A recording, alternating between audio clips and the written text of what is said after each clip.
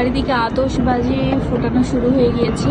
শুনেছিলাম এবার আতশবাজি বেশি ফাটবে, তাও কিন্তু কম ফাটছে না ঢাকা শহরে।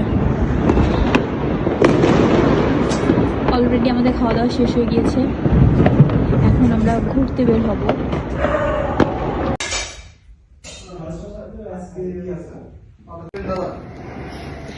এই যে আমরা সবাই এখন কল্যাণ দাদের বাসায়। দাদা happy new year. Happy new year. দিদি এখনো রেডি হচ্ছে।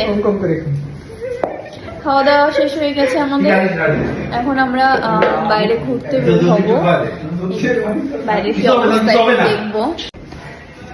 এই যে রেডি হয়ে গেছে সে, এখন আমরা বের হবো। কোথায় দিদি? আমাদের সাথে কি ঘটছে, রাত বাজে 12টা, আমরা এদের বাসা থেকে বের হয়ে একটু ঘুরতে বের হবো, কিন্তু দরজা লক। তারপর সে নিজেই চলে গেছে আতশবাজি দেখতে। আমরা সব বন্দি, এতগুলো মানুষ।